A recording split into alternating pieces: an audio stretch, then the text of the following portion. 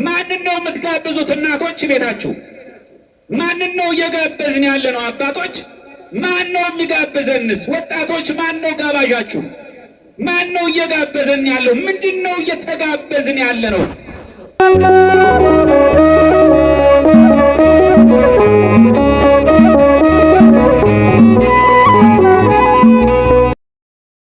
እነሆ ፀሐይ ወጣ፣ ፀሐይ እንዳልወጣች የሚታሰብበት ሰዓት፣ እነሆ ነግቶ ንጋቱ እንደ ጨለማ የተቆጠረበት ለሰው ልጆች በጣም አስጨናቂ በጣም ፈታኝ ሰዓት ነበረ። እነዚህ ተጓዦች በኢየሩሳሌም ከተማ አንድ የተከሰተ ክስተት ውስጥ በዚያ ቆመው የታዘቡ ቆመው ያዩ እንደ አማኝ ሰማይና ምድር ሲታረቁ ያዩ እንደ ሃይማኖተኛ ጨለማ ሲገፈፍ ሞት ራሱ ሲሞት ያዩ ናቸው። አይመታደላቸው! ሞት ራሱ ሰውን ይገል የነበረ ሰውን ያጠምድ የነበረ ሰውን ይኮንን ሰውን ያስኮንን የነበረ ራሱ ኩነኔ ራሱ ኮናኙ ራሱ አሳዳጁ ራሱ ጨለማን በሰው ልጆች ላይ የሚያለብሰው ሲሞት ያዩበት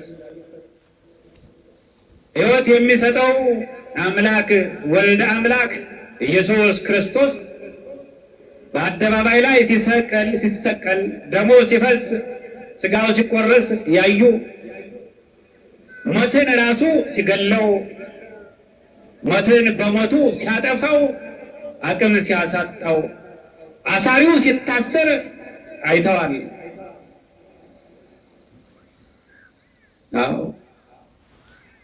እነዚህ ናቸው የኢየሱስ ክርስቶስ ደቀ መዛሙርት። የእጁን ታምራት የቃሉን ትምህርት የሰሙት እስከ ቀራንዮ አደባባይ እስከ መስቀል ድረስ የተከተሉት ሁለቱ ደቀ መዛሙርት፣ ሁለቱ ተማሪዎች፣ ሁለቱ ለእውነት ምስክርነት ቆርጠው የመጡ የተነሱ ወጣቶች ነበሩ። እነርሱ በቀራንዮ አደባባይ ፍርድ ሲጓደል እውነትን ያስተምራሉ፣ ለሐቅ ይቆማሉ፣ ሕዝብ ያስተምራሉ የተባሉ አይሁድ ካህናት እውነተኛውን በሐሰተኞች ምስክርነት አሳልፈው ሲሰጡት አይተዋል። እውነት በሐሰት ተቀይራ ፍርድ ተንጋዶ አይተዋል። ፍርድ ተንጋዶ አዩ። መድኃኒተ ዓለም ኢየሱስ ክርስቶስ ቃል ወልደ እግዚአብሔር በዚህ ምድር ሥጋን ለብሶ ከሥጋችን ሥጋ ከደማችን ደም ወስዶ ተዋህዶ ከድንግል ማኅፀን አድሮ ተወልዶ በምድር ላይ ተመላልሶ የጠፋውን ሊፈልግ የሞተውን ሕያው ሊያደርግ የተሰበረውን ሊጠግነው የቆሰለውን ሊፈውስ እንደመጣ ያውም ያወቁ የተረዱ ደቀ መዛሙርቱ እርሱ እንደተናገረ ነቢያት ትንቢት እንደተነበዩ ምሳሌው እንደደረሰ በዕለተ ዓርብ በቀራንዮ አደባባይ እውነተኛው በሐሰተኞች ፍርድ ተሰቀለ።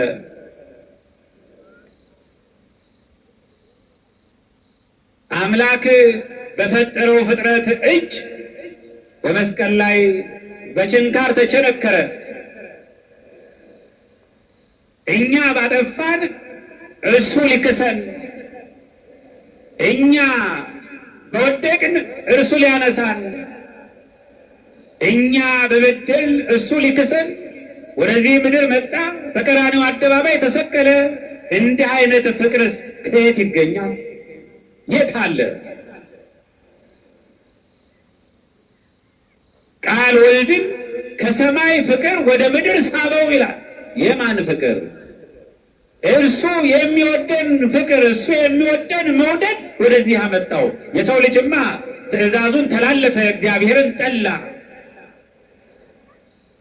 የሚጠላውን ወደደ። የሚጠላውን፣ የሚያጠምደውን፣ የሚከሰውን፣ የሚያጠፋውን ተከተለ።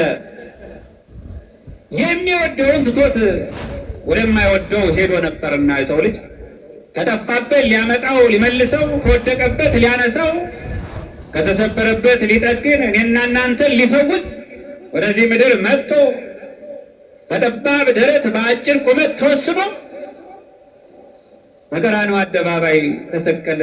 ደሙ ፈሰሰ፣ ስጋው ተቆረሰ።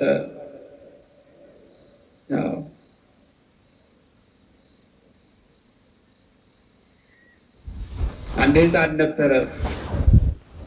ያ ሕፃን አባትና እናቱ እየወጡ እየወረዱ እየደከሙ ለማሳደግ ይለፋሉ። ወላጆች ልጆችን እንዴት እንደምታሳድጉ ታውቁታላችሁ። ለልጆች የማይከፈል ዋጋ የለውም። ብዙ ዋጋ ትከፍላላችሁ። እናትና አባትም በውጭ እናትም በቤት እየደከሙ ሳሉ እናት ቤት ውስጥ ሕፃኑን ጥላው ወጣች። ወጣ በአጋጣሚ ቤት ውስጥ እሳት ነበረና እሷ ወጣ ውሃ ቀድታ እስክትመለስ ወደ ቤቱ እሳት እየነደደበት ነው። እናም ልጄ እያለች ከውጭ ከመጮህ በስተቀር ልጇን ማዳን አልቻለችም። እናም በኋላ አባት እየሮጠ መጣና እሳቱ ሳይገርፈው እሳቱን ሳያስፈራው ተንደርድሮ ገብቶ ልጁን ይዞ ወጣ። ልጁን በጨርቅ ሸፍኖት፣ አባት ግን ሙሉ አካል ሰውነቱ የሞላ ነበረ፣ ፊቱ ያማረ ወዛም ነበረ። አባቱን ልጁን አድናለሁ ብሎ ግን ፊቱ ተኮማተረ፣ እጁም ተቃጠለ። ያሳዝናል፣ በጣም ያሳዝናል። ግን በሚገርም መልኩ ግን የልጁ አንዱም ነገር አልተነካም ነበረ። እግዚአብሔርም ረድቶት እሱም ተጎድቶ ልጁን ግን ምን አለው? ምን አደረገው? አዳነው። ልጆች፣ ወጣቶች፣ ሕፃናት የወላጆቻችሁን የእናቶቻችሁን የአባቶቻችሁን ውለታ ታስቡት ይሆን? ዞር ብላችሁ አይታችሁ ይሆን? ዛሬ ላይ መሬቱ ስትረግጡት በጣም ቀላል ይመስላችኋል። እነሱ ግን ፈርተው ረግጠው ነው እናንተን እንዲህ ለመሬቱ እንድትቆሩበት ያደረጉት። አዎ። እና እንዲህ አዳነውና ያ ልጅም እንደናንተ እንደ ወጣቶቹ እያደገ መጣ፣ ተማረ፣ አወቀ፣ ወደ ስራ ተመደበ፣ ጥቂት ስልጣን ተሰጠው። እናቱም በጊዜው በሰዓቱ እግዚአብሔር ሲጠራት ሄደች፣ አባት ብቻ ቀረ። እናም መጨረሻ ላይ እሱ እጁ ተቆማጥሯል፣ ፊቱ ተጨማዷል፣ በእሳት ተቃጥለዋል። ውበታሙ ሰውዬ ውበት አልባ ሆኗል። ግን ያን ያደረገው አባቱ ለልጁ ብሎ ነበረ። ልጅ ግን በአባቱ አፈረ። አላወቀም፣ ታሪኩን አልገባውም። ጓደኞቹ ሲመጡ አባዬ ወደዚያ ፈቀቅ በል፣ ወደ መኝታ ቤት ግባ፣ ተደበቅ ይለው ነበረ። ፊቱ ወዝ የለውም፣ ተቆማጥሯላ፣ እጁ ተቆርጧላ። እና እንዲህ እያለ እያለ አንድ ቀን ታዲያ አባትየው ና ልጄ፣ ይህ ያንተ ያማርክበት ውበትህ የኔ ነው፣ ይህ ሙሉ እግርህ እጅህ የኔ ነው፣ ይህ የሚያምረው ፊትህ የኔ ነበረ። የኔን ወዝ ላንተ፣ የኔን አካል ላንተ ሰጠሁህ። ለምን ታፍርብኛለህ? ቅድም የተረኩላችሁን ተረከለት። ልጅ አዘነ። አባቴ ይህን ያክል ፍቅር ሰጥተኛል፣ ከፍቅርም አልፈ ሕይወት ሰጥተኛል፣ እኔነቴ እንዲህ እንድቆም አድርገሃል፣ አመሰግንሃለሁ አለና ድግስ ደገሰ ፍቅሩን ሊገልጽለት። እናም ደገሰና ወዳጅ ጓደኞቹን ከሱ በላይም ያሉትን ከሱ በታችም ያሉትን እንደርሱ ስልጣን ያላቸውን ጠራና አባቱን ከተደበቀበት ይዞት መጣ። አወጣና ይኸውላችሁ አባቴ ይህ ነው። ዛሬ ስታዩት እጁ ምግብ አይቆርስም፣ እግሩ አይራመድም፣ ፊቱም ስታዩት አሯል፣ ተኮማትረዋል። ይኸውላችሁ ይህ ነው አባቴ አላቸው። ይህ ነው አባቴ። እርሱ እንዲህ አሮ ፊቴ ወዛም እንዲሆን እንዲህ እጁ ተቆርጦ ደክሞ ሰውነቱ ቆስሎ እንደዚህ ሆኖ እግር ያለው ሰው እጅ ያለው ሰው አድርጎኛል። ሙሉ አካሌ እንዲህ ሳይበላሽ እንዲሁ ለዚህ አብቅቶኛል። ለእናንተም ለሌላም ለሕዝብም ለአሕዛብም በእስራኤል ላለውም በሩቁ ላለውም ለትንሹም ለትልቁም ዛሬ ተምሬ እንዳገለግል ያደረገኝ አባቴ ግን እሳት እኔን ለማዳን ሲል እሳት ገብቶ ያዳነኝ አባቴ እሱ ነው ባለውለታችን አላቸው። አዎ መጀመሪያ አፍሮ ነበረ፣ በኋላ ግን በመመለሱ አባቱ ደስ አለው። ስንቶቻችን ነን የምንሸማቀቅ? ይህማ በሰውኛው ሰው እዚህ ጋር ሊያደርገው የሚችል የሥጋ ኃላፊነት ነው። ቀላል ነው፣ ትንሽ ዋጋ ነው። ኢየሱስ ክርስቶስ ግን ያደረገልን ውበት አልባ ሆኖ ደሙ ፈሶ ሥጋው ተቆርሶ እኔና እናንተ የጎሰቆልነውን መለሰና ውበታችንን መለሰልን፣ ሕይወታችንን ሰጠ። ሰይጣን ሰልጥኖብን ሳለ አሳሪያችንን አሰረልን። ቆልነውን መለሰና ውበታችንን መለሰልን፣ ሕይወታችንን ሰጠን።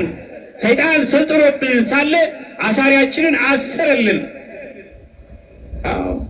ገዳያችንን ገደለው። የሚገርም ነው። ሰይጣን ገዳይ ነው። ሰይጣን አሳሪ ነው። ሰይጣን ሁሌም ያስፈራራል። ሁሌም በዙሪያችን እንደሚያገሳ አንበሳ ይዞራል፣ ሊውጠን ይፈልጋል። ግን እንዳንዋጥ ሆነን ተሰርተናል። እኛ የኢየሱስ ክርስቶስ ልጆች፣ እኛ የመድኃኔ ዓለም ልጆች፣ እኛ የመስቀሉ ልጆች፣ እኛ የድንግል ማርያም ልጆች፣ እኛ የቅዱሳን ልጆች በስንት ከደመና በላይ ምስክሮቻችን ብዙዎች ናቸው። ጠበቆቻችን ብዙዎች ናቸው። አምላካችን አንድ ነው። ኢየሱስ ክርስቶስ መድኃኔ ዓለም እግዚአብሔር ነው። እርሱ ዛሬ እንዲህ እንዲያምርብን እንዲህ ሰማያውያን ከሰማይ መጥተው እኛም በምድር በአቅማችን እንዲያምርብን እንድንዘምር በነፃነት እንድንኖር በፍቅር እንድንኖር አይደለም ወዳጃችንን ጠላታችንን እንድንወድ የፈቀደና ያስተማረን ኢየሱስ ክርስቶስ ነውና የተመሰገነ ይሁን። አዎ ይህንን የሚያደርገው ኢየሱስ ክርስቶስ በቀራንዮ አደባባይ ሲሰቀል አይተው ስቅላቱን አዩት። እውነተኛው በሐሰተኞች ተከሰሰ። ሰማያዊው ንጉሥ ሰማይና ምድርን የሚገዛው በምድር ስልጣን የሚሰጠው ሀብት የሚያድለው የሀብታሞች ሀብታም ዘመናት የማይቆጠርለት ጊዜ የማይገድበው ለሁሉም ለእያንዳንዱ ዕድሜን፣ ጤናን፣ ሀብትን፣ በረከትን የሚያድለው ሁሉም ማድረግ የሚችለው መላእክት የሚታዘዙለት ቅዱስ ሚካኤልን ከመላእክት አንዱን ሰይፍህን አንሳ ቢል በምድር ላይ ምንም አይነት ፍጥረት የማይኖርለት እንዲህ አይነት ወታደር ያለው አምላክ ሲሰቅሉት ዝም አለ፣ ሲወጉት ዝም አለ፣ ሲገርፉት ዝም አለ። እንዲህ ዝም ማለቱ ያስደነቃቸው ሁለቱ ተጓዦች ምን ድንቅ ነው! ምን አይነት ቅድስና ነው! ምን አይነት ትዕግስት ነው! ምን አይነት አምላክነት ነው! ምን አይነት ቸርነት ነው!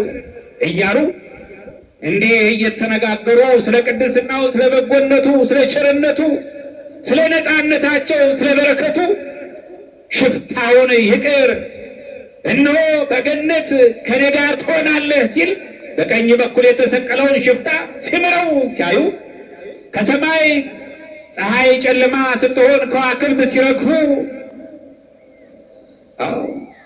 ጨረቃ ደም ስትሆን እያዩ የቆዩት በምድር 4 ተአምራት መቃብር ሲከፈት፣ ሙታን ሲነሱ፣ ዓለታት ሲሰነጣጠቁ፣ የቤተ መቅደስ መጋረጃ ሲከፈል አይተው ነበርና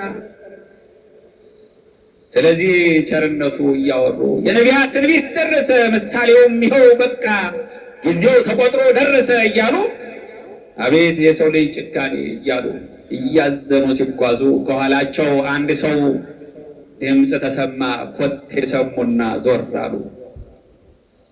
አሁንም አላወቁትም፣ አልገባቸውም። ትናንት አብሯቸው የነበረው ዛሬ አልገባቸውም፣ አላወቁትም።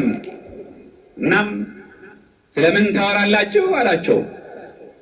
አንተኑ ነግዳ ለኢየሩሳሌም፣ አንተ የኢየሩሳሌም እንግዳ ነህ እንዴ? ሰፈሩ ተማሩ የሆነውን አላወቅም? አልሰማህም? አልገባህም እንዴ? አላየህም እንዴ? እውነት በሐሰት ተቀይሮ አልሰማህም እንዴ? አዎ ድሃ ሲበደል አልሰማህም እንዴ? ፍርድ ሲንጋደድ አልሰማህም እንዴ? እያሉት እያወሩ ሲሄዱ እናም እርሱም ደግሞ መጽሐፍትን እየገለጠ ነቢያት እንዲህ ብለው ነበር እኮ፣ ሙሴም እንዲህ ብሎ ነበረ፣ ኢሳይያስም እንዲህ ብሎ ነበረ። እንዴ ምን ማለትህ ነው? በሱ ቁስልስ እኛ ተፈወስን እያለ ነቢዩ ተናግሮ አልነበር እንዴ? ታዲያ አዲስ ነው እንዴ ይሄ ነገር? ምን ማለታችሁ ነው? እያለ ይሞግታቸው ገባ። እየሞገታቸው ጉዞ ቀጠሉ። መንገዱ አላለቀም። ወደ ሰፈሩ ተጠጉ። ወቀርቡ ሀገረ ሀበይሃውሩ ባቲ ወአኀዘ ይትራቆሙ ይላል። ወደሚሄዱባት አካባቢ ወደ ኤማሁስ ቀረቡ። ሰፈሩ ሲደርሱ እርሱም ፈንጠር ብሎ ከነሱ ተለይቶ መሄድ ጀመረ። በዚህ ሰዓት ነው ወአገበርዎ ወይቤልዎ፣ ግድ አሉት፣ ተው እንጂ ቀኑ ምን ብሏል አሉት። ምን አለ?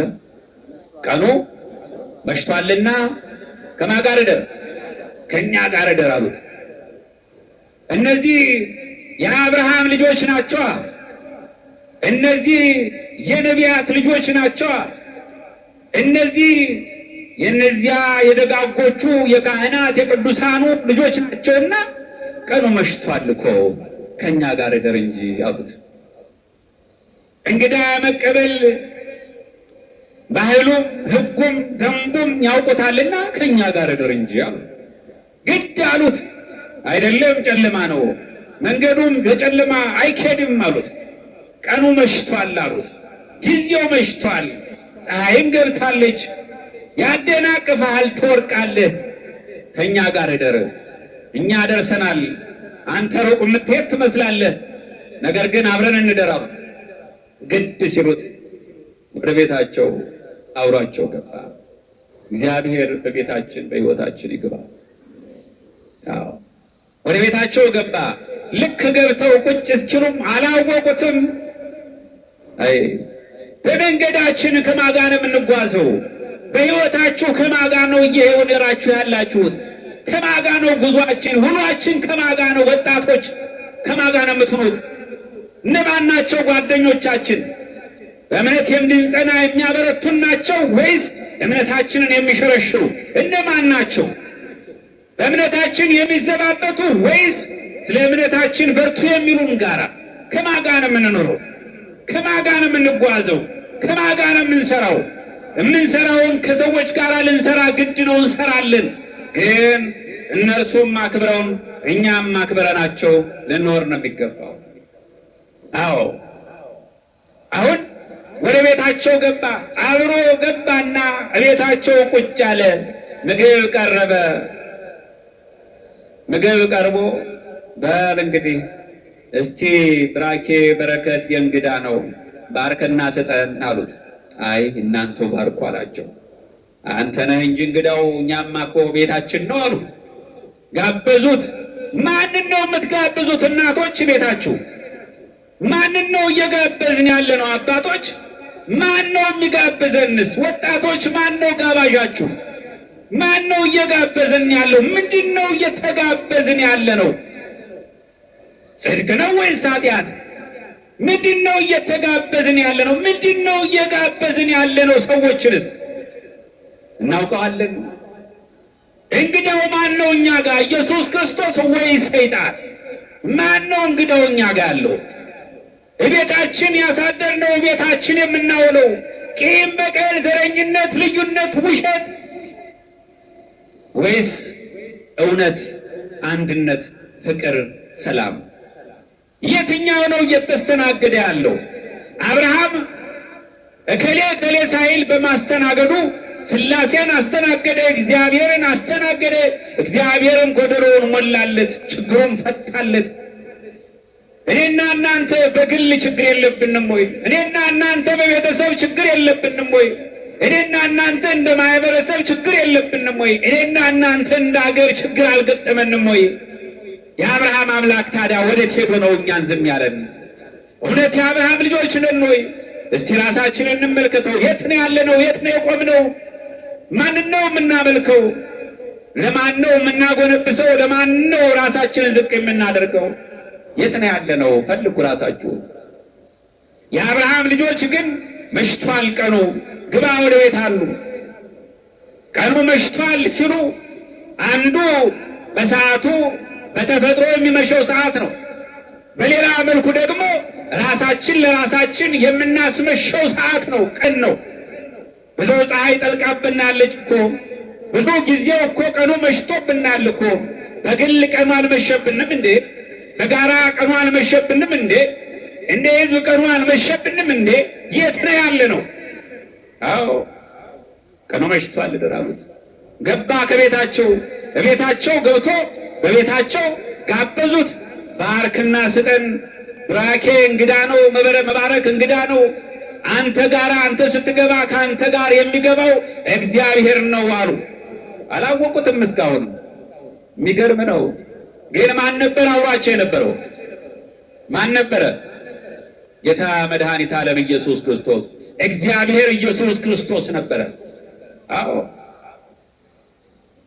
ባርኮ ቀድሶ ሲሰጣቸው ወዲያውኑ ዓይናቸው ተከፈተ፣ እርሱ መሆኑን አወቁ። አምላክ ከእነሱ ጋር፣ የአብርሃም አምላክ፣ የያዕቆብ አምላክ፣ የይስሐቅ አምላክ፣ የነቢያት አምላክ፣ ነቢያት ትንቢት የተነበዩለት፣ አበው ምሳሌ የመሰሉለት፣ ካህናት የዘመሩለት፣ ነገሥታትን ያነገሳቸው፣ ታላላቆቹን ታላቅ ክብር ያደረሳቸው የአብርሃም የአዳም የአቤል የሌሎቹን ቅዱሳን አባቶች አምላክ በአብርሃም ቤት በልዩ መልኩ የተጋበዘው እግዚአብሔር የብዙ ሰዎችን ጉድለት የሞላው፣ ባለሀብቶችን ሀብት የሚያድለው፣ ዕድሜ ጤና የሚያድለው፣ ዓይንን በግንባር ላይ የሰራው፣ ጆሮን የተከለ፣ እግር እጅ አዘጋጅቶ ባሪያው በራሱ ምሳሌ ሰውን የፈጠረው አምላክ ወልድ ኢየሱስ ክርስቶስ ነበርና ተደፍኖባቸው የነበረው ግራ ቀኝ የማያዩት ዝም ብሎ በሥጋ የሚቃጠሉ ልቦናቸው እንደሆነ አወቁና ዓይናቸው ተከፈተ፣ እውነቱን አዩ። ኢየሱስ ክርስቶስን ሞትን ድል አድርጎ እንደተነሳ፣ የሞት መድኃኒት እንደሆነ፣ የቁስላችን ፈውስ እንደሆነ እውነት ነቢያት የተናገሩለት በመስቀል ተሰቅሎ በመቃብር ተቀብሮ እነሆ ሞትን ድል አድርጎ የተነሳው ኢየሱስ ክርስቶስ እንደሆነ አወቁት፣ ገባቸው፣ ደስ አላቸው። ደስ ብሏቸው ኤማሆስ የደረሱ ሰዎች ተመልሰው ዜናውን በጎውን ነገር ሊናገሩ፣ መልካሙን ነገር ሊናገሩ፣ ዜና ሊያወሩ ወደ ኢየሩሳሌም ገሰገሱ። ጸሎት ካልጸለይን፣ ካልጾምን፣ በኃጢአት ታስረን ያለ ቀኑን አጨል ብርሃን አያለው ግን እያልን ካልሰገን፣ ጾምን፣ መጸወትን፣ በጎ ነገር ካደረግን የክርስቶስ ቤቶች ብለን ሆነናል። ቅድም መምህሩ ቤተ ክርስቲያን ማለት እኔና ኢየሱስ ክርስቶስ ውስጥ ከሆነ ኢየሱስ ክርስቶስ ካለ እንደ ኤማሁስ ብቻ በሕይወት መኖር አለበት። ኢየሱስ ክርስቶስ ለማኖር መስቀሉን ይጠራሉ። አዎ፣ ስለዚህ ኢየሱስ ክርስቶስን አበው አባቶቻችን ነው በሕይወታቸው ለበሱት። አዲሱን ሰው ልበሱት አለ ቅዱስ ጳውሎስ። አዲሱን ሰው ልበሱት፣ ኢየሱስ ክርስቶስን ልበሱት። ምግባችሁም መጠጣችሁም ልብሳችሁም አድርጉታል። እኛ ልብሳችን ኢየሱስ ክርስቶስ ነው። እኛ መጠጣችን ኢየሱስ ክርስቶስ ነው። እኛ ምግባችን ኢየሱስ ክርስቶስ ነው። እኛ ቤታችን ሕይወታችን ኢየሱስ ክርስቶስ ነው። ይኸው ነው በቃ። ኢየሱስ ክርስቶስን አምላክ እንለዋለን። አምላካችን ስለሆነ ሌላ አምላክ የለንም። እግዚአብሔር አምላካችን ነው። ቅዱሳን ሰማዕታት፣ ድንግል ማርያም፣ መላእክት፣ ሌሎቹም እግዚአብሔርን ያከበሩ ነቢያት አገልጋዮች ናቸው፣ አማላጆቻችን ናቸው፣ ቅዱሳን ናቸው እንጂ አምላክ አንላቸው። አዎ አምላክን ነው በቤታቸው የጋበዙት። አንድ ትልቅ አባት ኢየሱስ ክርስቶስ አምላኬ ፈጣሪ ስለ እኔ የደማኸው፣ ስለ እኔ የቆሰልከው፣ ቁስሌን የፈወስከው፣ እነሆ ሞቴን የሞትክልኝ፣ በሞቴ ፋንታ ሕይወት ትንሣኤ የሰጠኸኝ፣ እነሆ ተገለጥልኝ፣ ላናግርህ አውራኝ አሉት። ብዙዎች አባቶች ከኢየሱስ ክርስቶስ ጋር ተነጋግረዋል። ሁል ጊዜም ልንነጋገር ልናወራው ፈቃደኛ የሆነ አባት፣ ከአባትም በላይ አባት። እንዲህ ብላችሁ ጸልዩ ብሎናል እኮ። በሰማይ የምትኖር ምናችን ሆይ፣ ምናችን አባታችን ሆይ፣ በሰማይ የምትኖር አባታችን ሆይ። ታላቁ አባት ኢትዮጵያዊው ንጉሥ ጻድቁ ይምርሃነ ክርስቶስ ከኤማሁስ መንገደኞች በበለጠ ኢየሱስ ክርስቶስን ጋብዞታል። እንዲህ አለ፣ እግዚአብሔር አብ ወሀቤ ብርሃን፣ ብርሃንን የምትሰጥ እግዚአብሔር አብ ሆይ እያለ ኪዳን ሊያደርስ ገባና ቤተ ክርስቲያን እግዚአብሔር አብ ወሀቤ ብርሃን እያለ ይጠራል። ወደፊት ግን መቀጠል አልቻለም። ካህኑ ከጎኑ ነበርና ምን አለው? ይሄ ሰውዬ እንደው እግዚአብሔር አብ ላይ ዝም ብሎ እኮ ቁጭ በቀረ ብሎ ትቶት ሄደ። እሱ ግን ምስጢር ገብቶታል፣ ምስጢሩ ገብቶታል። እያወራ ነው አባቴ ሆይ እያለ ሲጠራ ቆየ። ያን ጨረሰና አቡነ ዘበሰማያት አባታችን ሆይ በሰማይ የምትኖር ብሎ ሲጣራ ገና እዚያው ላይ ያለ አሁንም ዝም አለ። በዚህ ሰዓት ነው አባታችን ሆይ በሰማያት የምትኖር ብሎ ሲጣራ ወደ ታች ስምህ ይቀደስ መንግሥት ትምጣ ማለት ዝም አለ። እንዲህ ነው አባቶች፣ እንዲህ ነው ጸሎታቸው፣ እንዲህ ነው በተመስጦ ከእውነት ከልብ ነው። ልባቸው እየተቃጠለ ነው። ልባችን በምንድን ነው የሚቃጠለው? ቅናታችን ምን ላይ ነው? አንደኛ በአንደኛ እየቀና አይደል? አንደኛሽ በአንደኛሽ እየቀናሽ አይደል እንዴ? በመጥፎ ነገር እየቀናን አይደለም። ጥቂት ነገር ያለውን ሰው እስኪጠፋ አይደል እንደምንቀናው። እነሱ ግን እንዲህ አይደለም ቅናታቸው። እግዚአብሔርን በማግኘት ነበር፣ እግዚአብሔርን ለማግኘት ነበር ቅናታቸው። በሰማይ የምትኖር እግዚአብሔር ሆይ አባቴ ሆይ ብሎ ሲጠራ ዝም ብሎ ሲቆይ ለምን አልቀጠልክም አቤት አለው። ማነው አቤት ያለው? ማነው አቤት አለው? እግዚአብሔር ራሱ ለብርሃነ ክርስቶስ ሆኖ ለታላቁ ኢትዮጵያዊ አባቴ ሆይ ብሎ ሲጠራው አቤት አለው። አቤት እስኪለው ነበርና የጋበዘው። አቤት እስኪለው ስምህ ይቀደስ አለው። አያችሁ፣ ስምህ ይቀደስ መንግሥትህም ትምጣ አለ። አቤት ብሎታል። አለው ካንተ ጋር ነኝ ብሎታል። ይሄው ካንተ ጋር ነኝ። እንዲህ አይነት አባቶች፣ እንዲህ አይነት ቅዱሳን፣ እንዲህ አይነት ሕዝብ የሚያገለግሉ መሪዎች የነበሩባት ሀገር ናት። ሕዝብ ነን፣ የእነዚያ ልጆች ነን። የእሳት ልጅ አመድ ሆነና ዛሬ አባታችን ሆይ ብሎ የማይወጣው ምንም ሳይጸልይ የሚወጣ የሚወርድ ልጅ ነው ያለ። አዎ ሁሉ ነገራችን በስጋ ሐሳቤ በስጋ ስሌት መሮጥ ነው። ይህ አይደለም። ማን ነው መልስ የሚሰጠው? ማን መልስ ይስጥ? ማን ይመልስ? ማን ይፈውሰን? ማን ይጠግነን? ማን ያድነን? ማን ይምራን? ማን ይመግበን? ማን ያጠጣን? እግዚአብሔር። አዎ ህድር ምስሌነ እስመ መሴ ወተቆልቆለ ፀሐይ። ፀሐይ ቀኑ መሽቷልና ፀሐይም እየገባች ነውና እነሆ ከኛ ጋር እደር፣ ከኛ ጋር እደር። እግዚአብሔር አምላክ ሆይ አምላካችን ኢየሱስ ክርስቶስ ሆይ ከኛ ጋር እደር። እየጨለመ ነው። ሰዎች ሕይወታችንን እያጨለሙት ነው። እኛም በራሳችን ሕይወታችንን እያጨለምነው ነው። ኑሯችንን እያጨለምነው ነው። እንደ ግል ራሳችን እየጨለምን ነው። እንደ ቤተሰብ እየጨለመብን ነው። ብዙ መከራ ከቦናል። ችግር ከቦናል። ብዙ መጥፎ ነገሮች ሁሉ እያስተናገርን ነው። እነዚህን ሁሉ አንተ አስወግድልን፣ ከኛ ጋር እደር ልንል ይገባል። እግዚአብሔር አምላክ ከኛ ጋር በሕይወታችን፣ በኑሯችን፣ በአገልግሎታችን፣ በሕይወታችን፣ በሀገራችንም እርሱ ከኛ ጋር ይሁን። አሜን።